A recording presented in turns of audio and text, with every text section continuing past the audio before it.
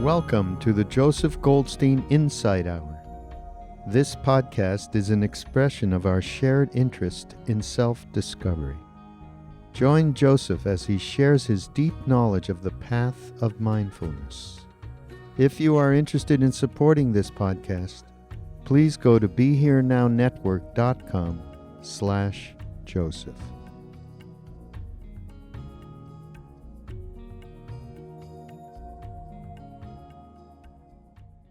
For those of you who have recently arrived, over the past few weeks, been continuing the series of talks on the Satipatthana Sutta. We've been discussing the fourth foundation of mindfulness, which is mindfulness of Dhammas. And Dhamma here means categories of experience. And so the Buddha is pointing out different elements of the mind and body and how they function in our experience. So included in this fourth foundation are things like the hindrances, the aggregates, the sense spheres, the factors of awakening, and the Four Noble Truths. Tonight we'll begin the exploration of the section dealing with the 7 factors of awakening.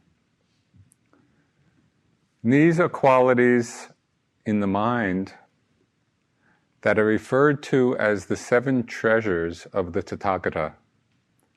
The Tathagata is the term the Buddha used to describe himself. So the 7 treasures of the Buddha. And these factors of awakening are said to be unique to the Buddha's teaching, this particular formulation. This is from the texts. All those Arhat Buddhas of the past attained to supreme enlightenment by abandoning the 5 hindrances, those defilements of mind that weaken understanding, having firmly established the 4 foundations of mindfulness in their minds, and realized the 7 factors of awakening as they really are. The Buddha called these factors anti-hindrances, which is a wonderful phrase, because they counteract those forces in the mind that keep us in delusion. So sort of like antifreeze, anti-hindrances. They keep our minds from getting congealed and frozen. They're called factors of enlightenment or factors of awakening because they incline the mind towards nibbana. So what are these 7 factors? There's mindfulness. There's investigation of Dhammas, which is the wisdom factor. There's energy or effort, virya. There's rapture. There's calm. There's concentration and equanimity. So just for a moment, reflect on what the mind would be like that had brought these 7 qualities to perfection.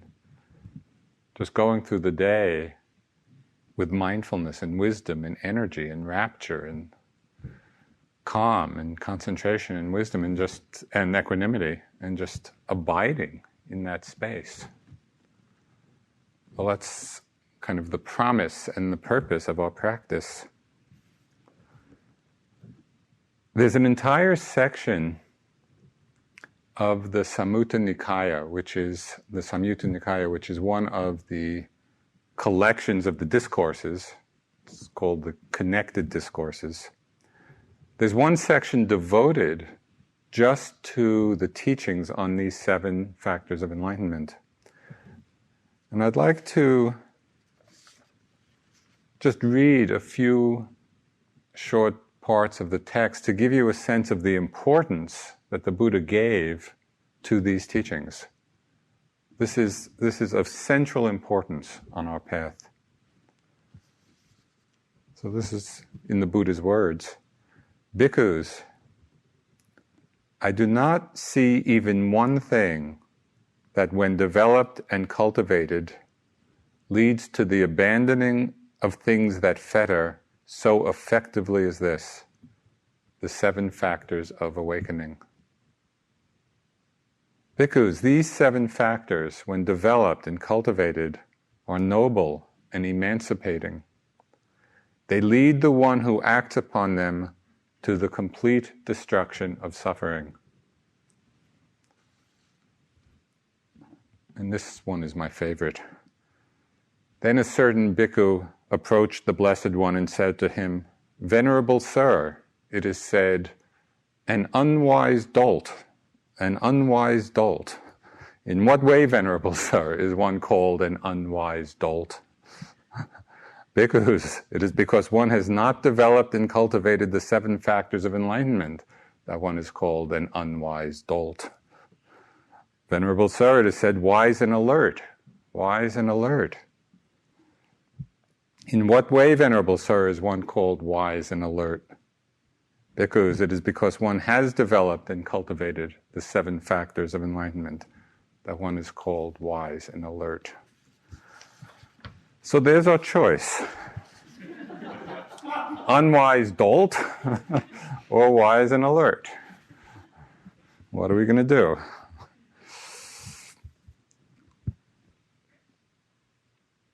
The instructions in the Satipatthana Sutta for contemplating and developing these factors of enlightenment follow a format that's analogous to the teachings for contemplating the hindrances, except that in the end, instead of abandoning them, one understands that these factors of awakening are to be cultivated.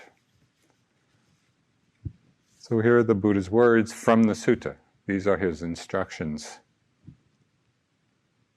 How does one, in regard to Dhammas, abide contemplating Dhammas in terms of the 7 awakening factors? Here, if the mindfulness awakening factor is present, one knows there is the mindfulness awakening factor in me.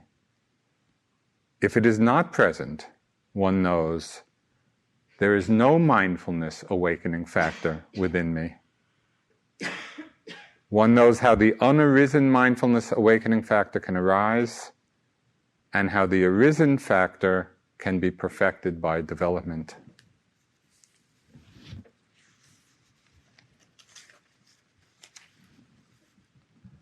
So I'd like to spend some time in these next weeks discussing these factors of enlightenment, exploring in greater depth each one, and seeing how to apply this 3-fold instruction.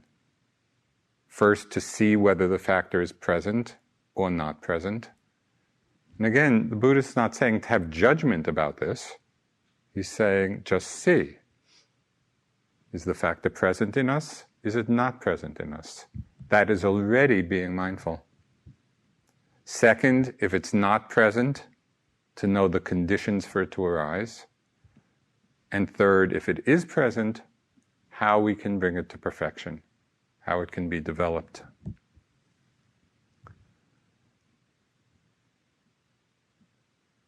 In some ways, applying these instructions, understanding how to practice them, is quite simple.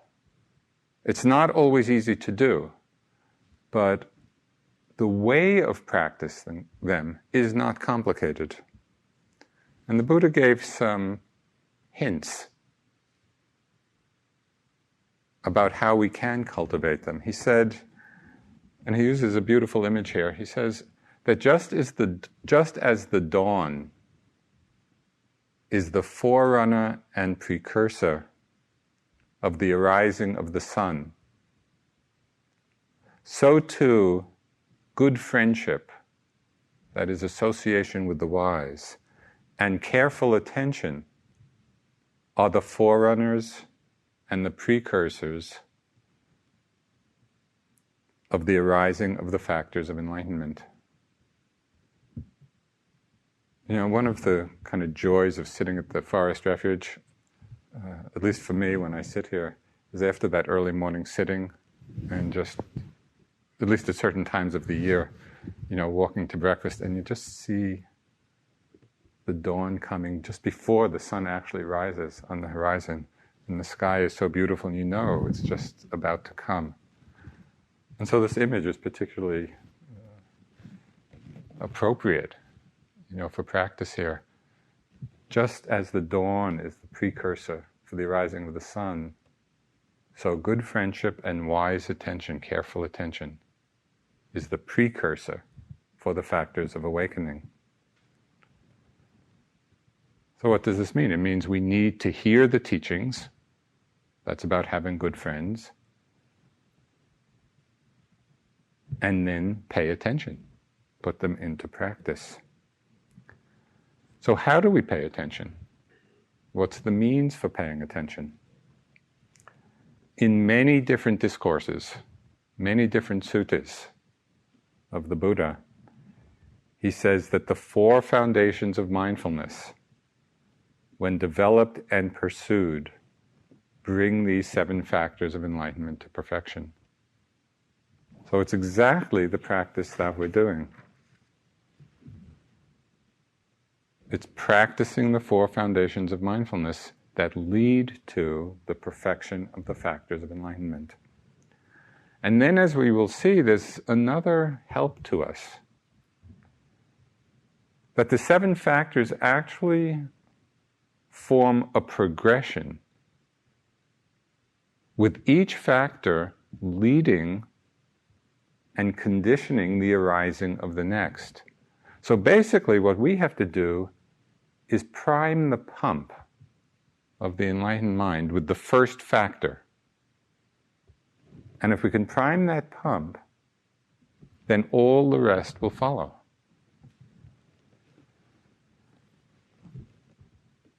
Not surprisingly, the first factor of awakening, the one that primes the pump of enlightenment, is mindfulness. Now, mindfulness is the translation of the Pali word sati, S-A-T-I. And this is a term that's profoundly rich in meaning and in application. Sati, the Pali word, is derived from the root meaning to remember. But it goes far beyond our usual notion in English of memory. It's not so much about memory.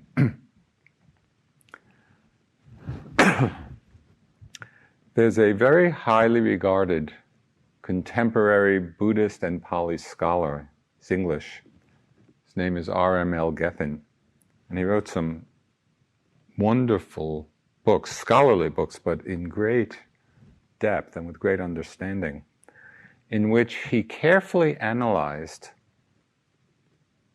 all the ways that sati, mindfulness, is used in the suttas and in the Abhidhamma. So he brought together from all of these different sources of the different discourses and the Buddhist psychology, all of the ways that this term is used, because it is so rich. In its most general sense, and the one we're most familiar with, it signifies attentiveness to the present moment. And that's really how we understand it and how we're practicing. But this attentiveness to the present moment can also be expressed in some very specific ways. And Gethin summed up these various expressions of mindfulness, some of the specific ways the attentiveness is expressed and manifests, in 4 basic applications.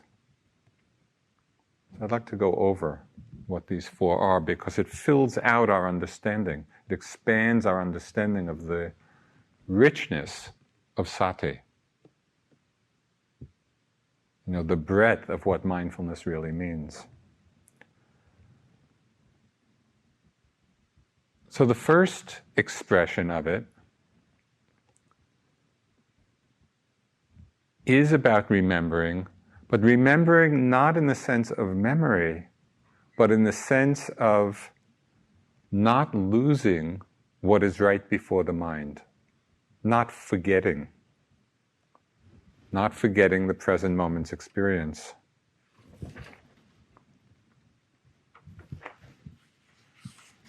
The second, I'm going to go in greater detail lists of each of these, but I want to lay out the four. So the second specific application of mindfulness is presence of mind. And what this means is that mindfulness stands near and guards the senses, guards the mind. The third manifestation is calling to mind or remembering again what is skillful and what is not. So this is an important expression of mindfulness that we don't often highlight. It's remembering, calling to mind and remembering what is skillful and what is not. And this broadens our view of what is actually happening. And the fourth particular expression of mindfulness is its close association with wisdom, that is, seeing things as they are.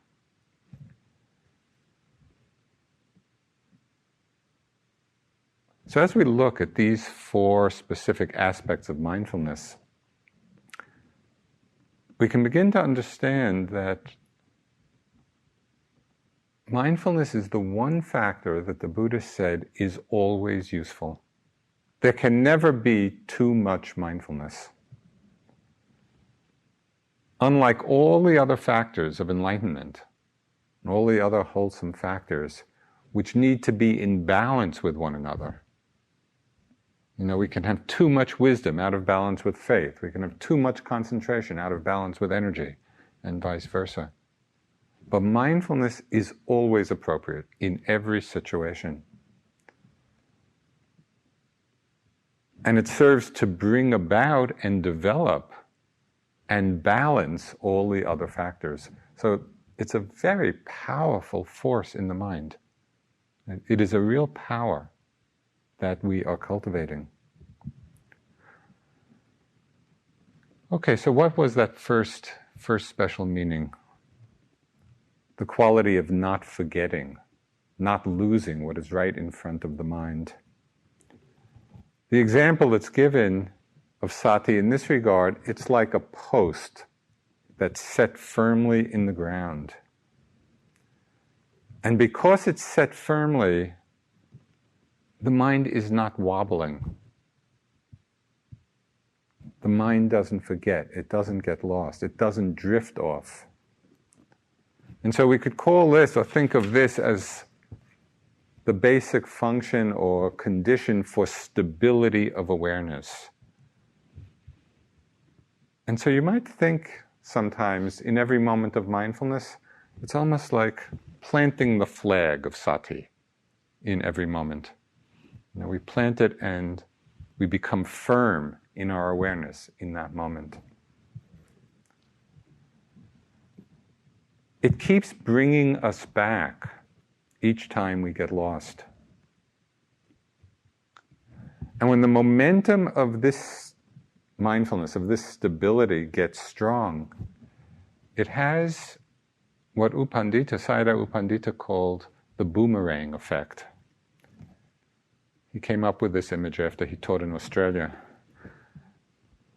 And it happens, and we can experience this in our practice, when there's a certain momentum of mindfulness. When it reaches, we could say, a certain velocity, or momentum. It is like a boomerang that even if we want to distract ourselves, even if we try to send our mind off, it'll just come right back to the moment. That's how well developed it is at that time. So it's very stable. It's very steady.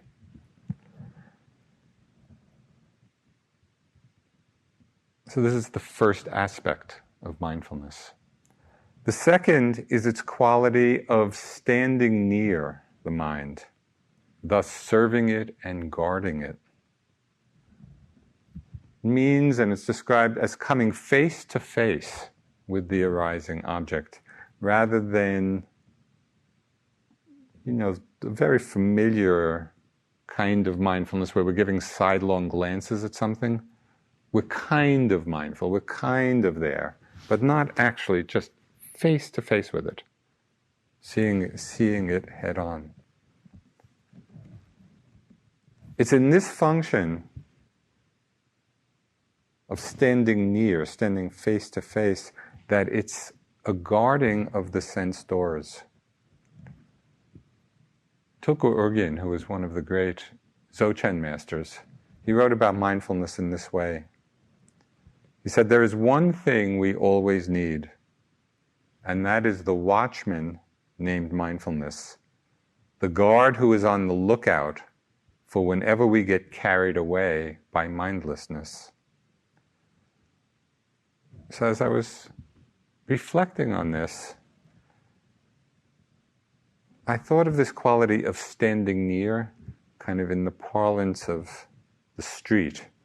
And we might say, mindfulness is watching our backs, so that we don't get caught. But then I thought, no, it's not quite watching our backs, it's watching our fronts, so that we're not seduced by the various arising appearances.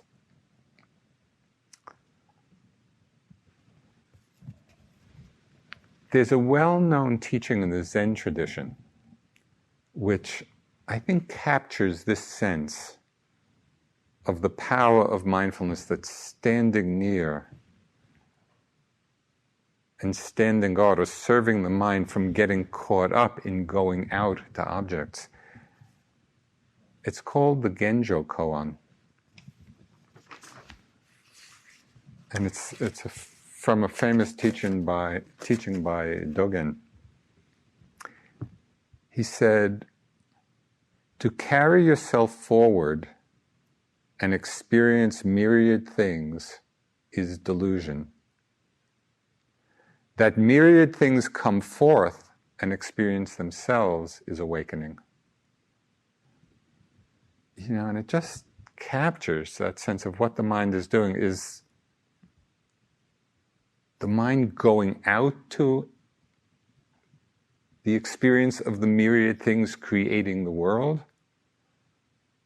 Or is the mind at rest in openness, letting the myriad things experience themselves?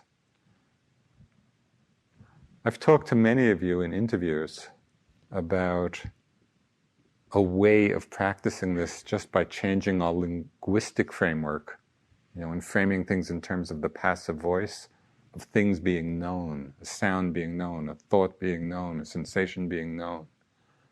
Because when we do that, there's no subject. It takes the subject out of it. There's no one going out to things. Rather, the myriad things are arising, are approaching. The myriad things come forth and experience themselves. This is awakening. The first is not forgetting, not wobbling, planting the flag, planting the post, stability. The second aspect is this standing near to the mind, guarding and serving it, so it doesn't jump out to experience. It allows experience to come in. The third aspect of sati is one that we don't often associate with mindfulness. But in fact, it harkens back to the root meaning of remembering. And here what mindfulness refers to is the calling to mind, or remembering, in the Buddha's words, what is skillful and what is not, what is inferior and what is refined, what is beneficial and what is not beneficial. So mindfulness is actually calling this to mind, it's remembering this. And it's this aspect of mindfulness that makes it possible for us to follow the Buddha's instructions about abandoning what is unwholesome and cultivating the wholesome. if we don't call to mind the difference between these states, then we have no way of actually practicing that.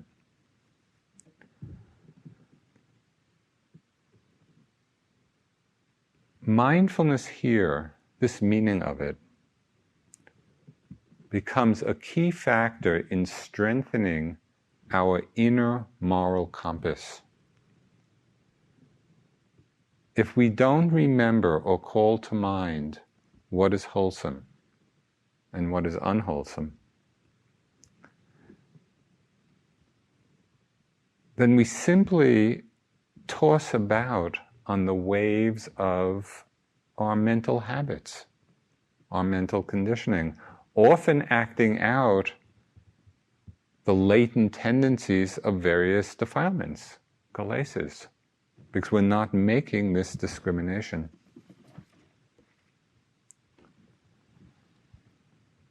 So this particular facet of mindfulness, calling to mind what is skillful and what is not skillful,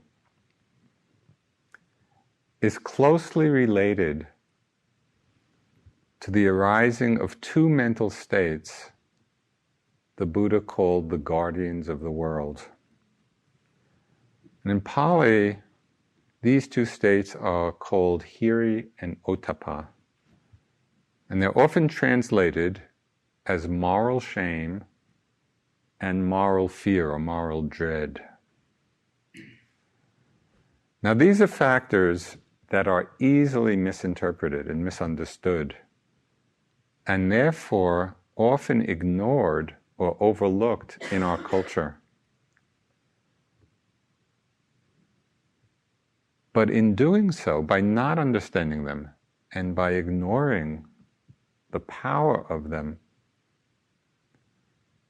we are really discarding what can be the basis for a tremendous beauty and strength in our lives and in our society. I find it interesting to reflect on these two words in English.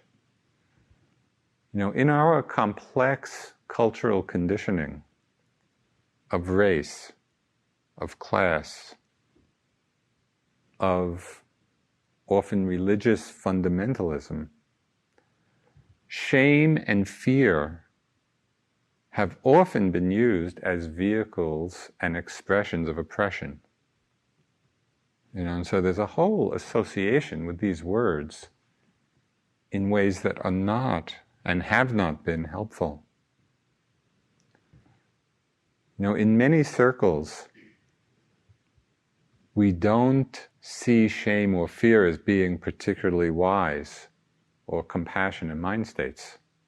It's not how we generally think of these two states. So what is the Buddha talking about when he's referring to them in a particular manifestation as the guardians of the world?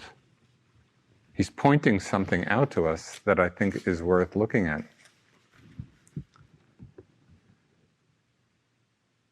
In the Abhidhamma, or the Buddhist psychology, hiri and ottappa, moral shame and moral dread, are two of the universal beautiful factors. That's how they're described. They come right after faith and mindfulness, you know, in the list. And it's said to be universal because they arise in every wholesome consciousness. These qualities are present. So what is moral shame? That's the feeling of sort of repugnance at bodily and verbal misconduct. We feel, it's the feeling of remorse or shame about unwholesome actions. And moral dread or fear refers to a wise fear of wrongdoing with respect to future consequences, and also with respect to kind of fear or dread of the opprobrium of the wise, the disapproval of the wise. And both hiri and ottappa, this moral fear and moral dread, they both manifest as pulling away from the unwholesome. That's the function of them in the mind, where we pull away from doing what is unwholesome. But a great deal of care is needed to really appreciate and understand the importance of the Buddha's teachings about these two states. And I think it can be illuminating to notice our own reactions, the reactions we have in our own minds to these guardians of the world. Because I noticed some pretty conditioned reactions in my own mind at first. We might have the notion that being free of caring what other people think is actually a wiser, more wholesome state. Right? Why should we care what other people think? And then it would be freer not to. So that could be one response.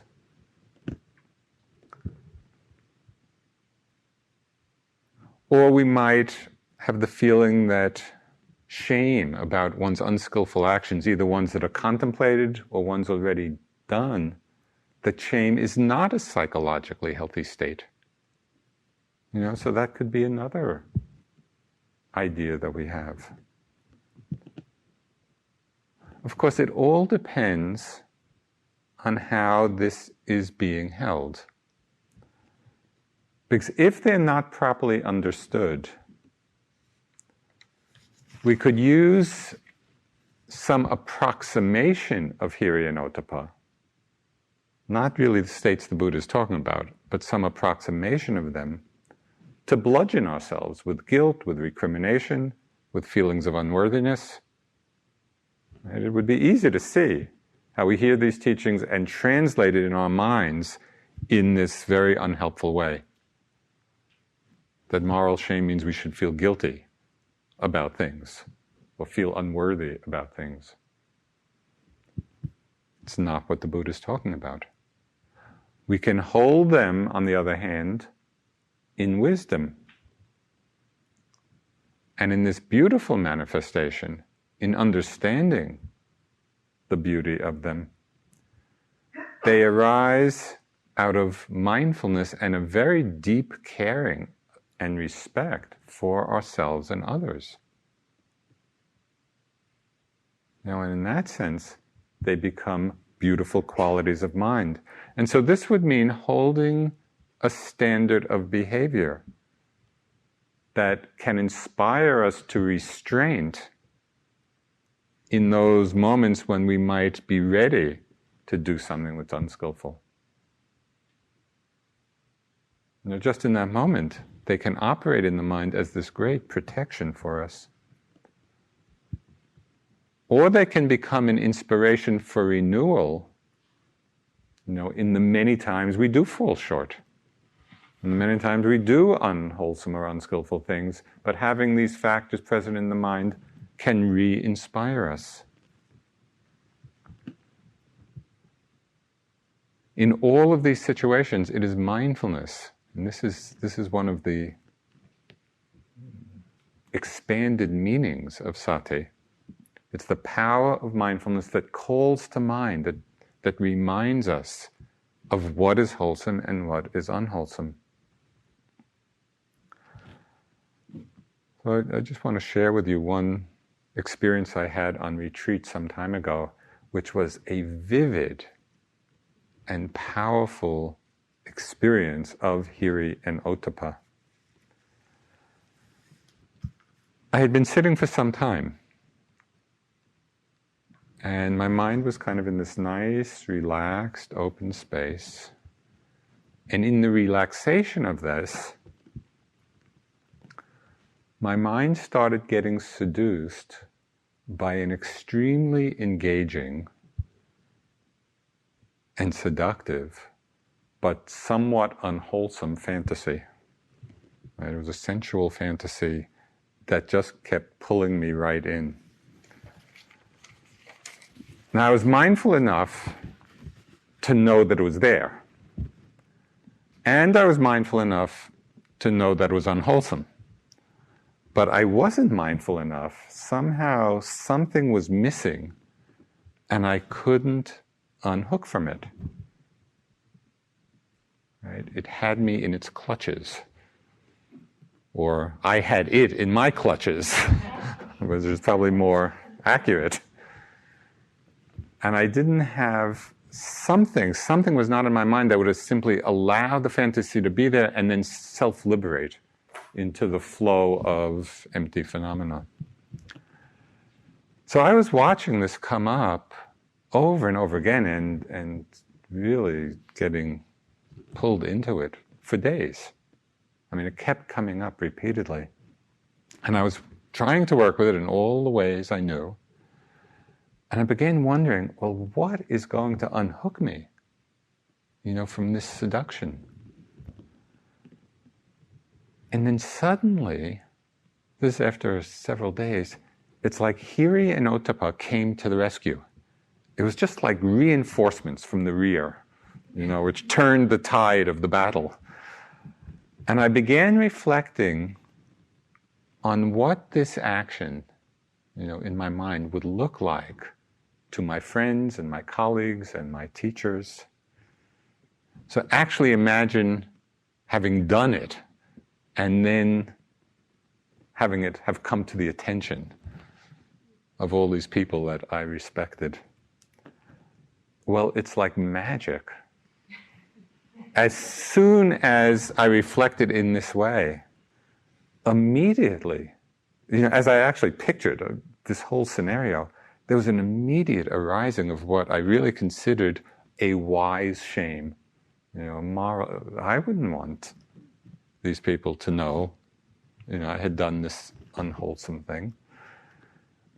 And then it was so amazing to watch the factors of mind at work. Immediately, the desirability of the fantasy completely disappeared. And I saw the tremendous power, the strength of Hiri and Ottappa. That was exactly how it functions. To have us pull back from the unwholesome. And didn't involve self-judgment or self-blame or unworthiness or any of that. It was just a very skillful way of relating to something that was not skillful. And this is why the Buddha called these two factors the guardians of the world.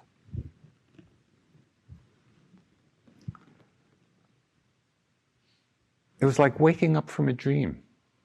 And I felt my mind, again, just to be clear and open and balanced. I wasn't caught. I wasn't hooked. How much suffering do we have in our own lives, and how much suffering is there in the world when we don't understand the wise practice of these two guardians?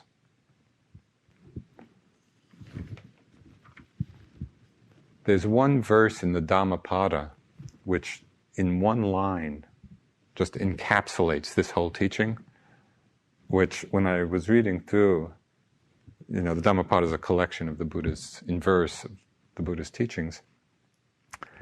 This one line really, really jumped out at me, and resonated. Where the Buddha said, "No deed is good that one regrets having done." And it just resonated as such good feedback, of recognizing what's skillful, what's not, what's wholesome, what's not. And of course, the power of that understanding and the power of these two guardians of the world is when they come into play before we act. And that provides this great protection and strength and beauty in our lives. So we've talked about mindfulness or sati as not losing or forgetting what's before the mind. About it standing near and guarding the mind, so we're not going out to objects creating the world, but letting objects come and arise by themselves. Of calling to mind what is skillful and what is not skillful, and how this gives rise to the wholesome states of hiri and ottappa, moral shame and moral dread. The last quality of mindfulness is its close association with wisdom, with seeing things as they are. And this comes about through two further applications of mindfulness. And I think you're familiar with both of them. One is bare attention, and one is clear comprehension. I'll just talk very briefly about each one of these, because both of these are intimately associated with the wisdom factor.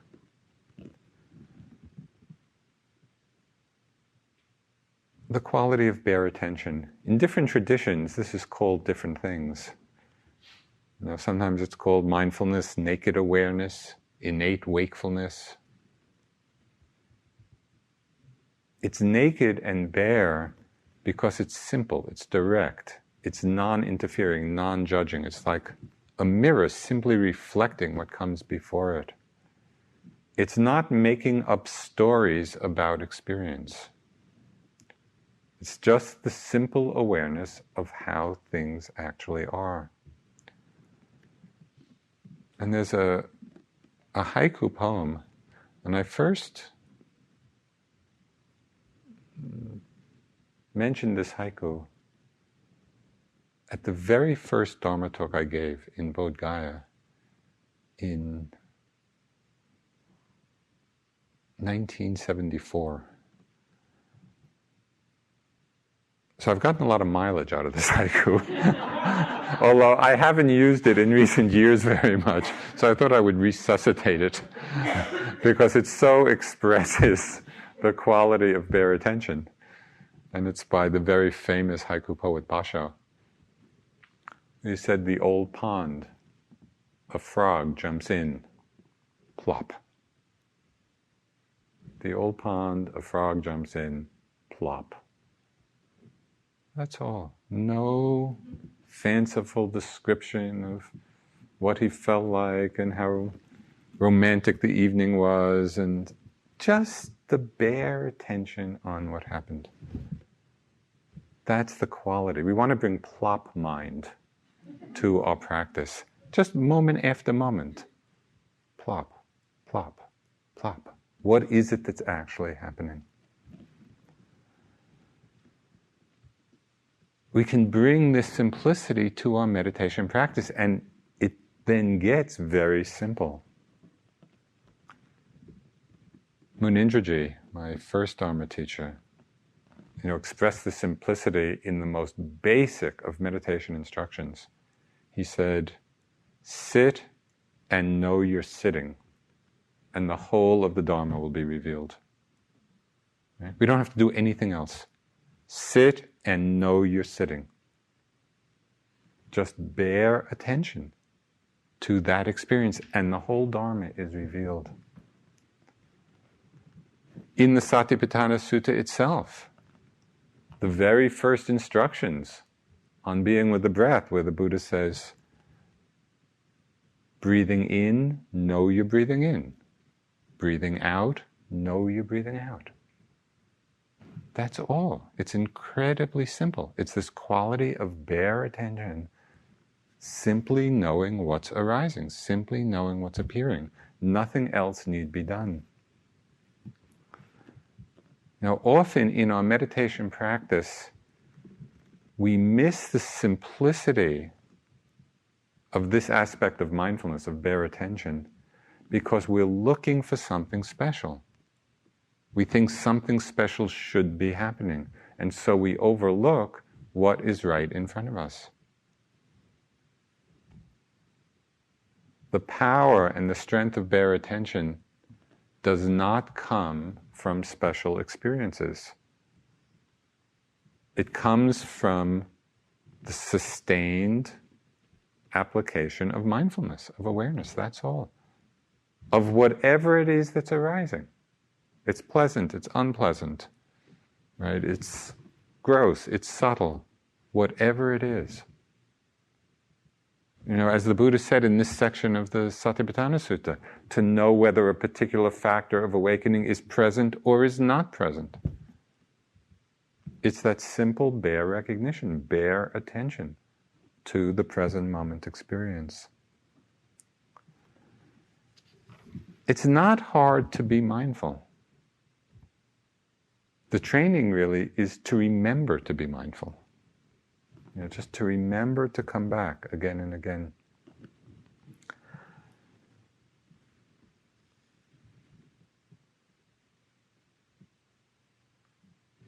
The other aspect of the practice of mindfulness, something that's in close association with mindfulness and is conducive to its arising, is what the Buddha called clear comprehension. And clear comprehension, sampajano in Pali, it means seeing things precisely and accurately from all sides, or from different perspectives. And so clear comprehension broadens our practice from a narrow focus, on an object, to a much broader view of the object in context. What is the context of its arising? So there are several ways to train in clear comprehension. It's often applied in our daily activities, where we really want to look at what we're doing. And so the first part of the training is knowing the purpose behind an action and knowing whether this action will be of benefit or not of benefit. So I would watch the many choices you make through the day. The choice of to continue sitting or not to continue sitting. The choice of going for some tea or not going for some tea. To go back to your room or not to go back to your room. Whatever. The many, many choices. See if you can bring this aspect of mindfulness to bear, of clear comprehension, suitability of purpose, knowing the purpose.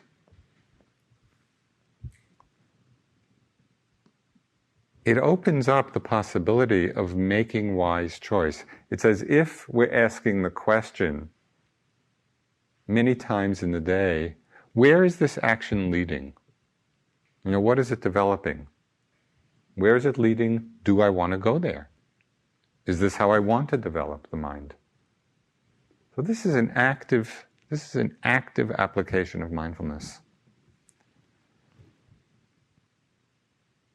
The second aspect of clear comprehension is not only noticing the suitability of purpose,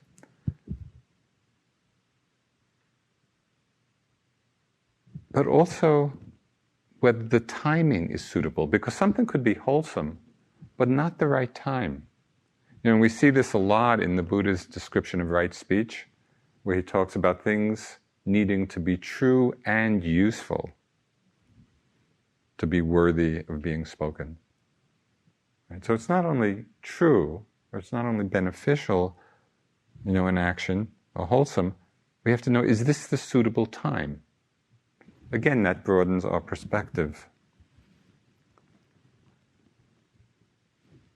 The third training in clear comprehension is knowing the proper domain for our mind.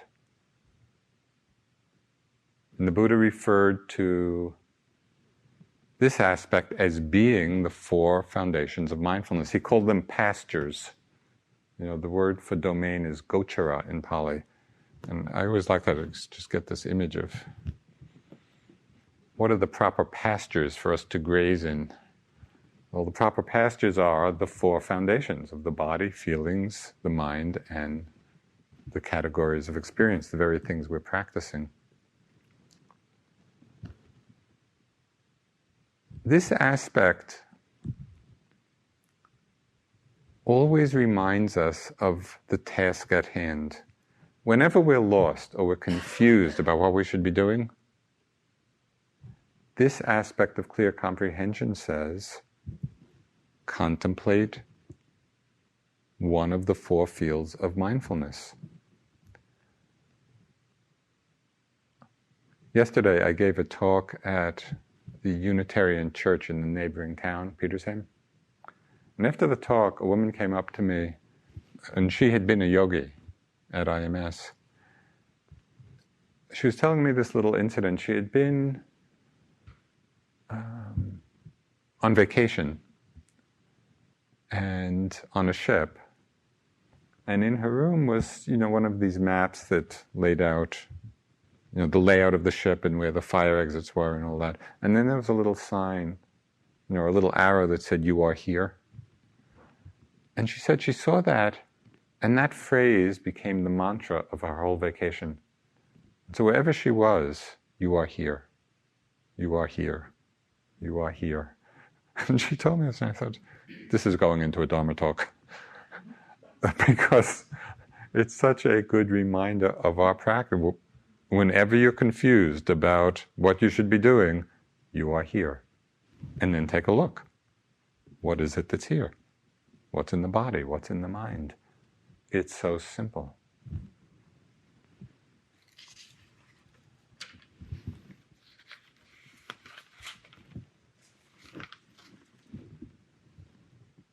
So knowing the purpose of an action, the suitability, the timing of an action, knowing the proper domain of practice, and the very last aspect of clear comprehension is non-delusion. And this is the aspect that is the direct link to the next factor of awakening, which we'll talk about next week. Investigation of the Dhammas. This is the wisdom factor. So I'd like to close with a wonderful, we can call it an ode to mindfulness. And it was written by Nyoshul Ken Rinpoche, who was really one of the great Dzogchen masters. He died some years ago. And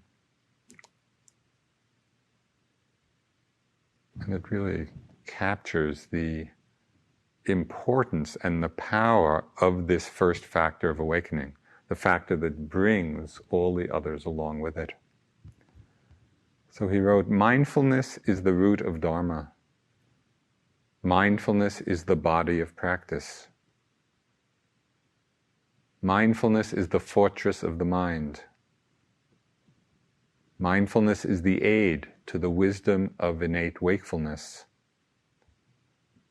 Lack of mindfulness will allow the negative forces to overcome you. Without mindfulness, you will be swept away by laziness. Lack of mindfulness is the creator of evil deeds. Without mindfulness and presence of mind, nothing can be accomplished. Without mindfulness, you are a heartless zombie, a walking corpse. Dear Dharma friends, please be mindful. By the aspiration of the Buddhas and Bodhisattvas, may all Dharma friends attain stable mindfulness and ascend the throne of perfect awakening."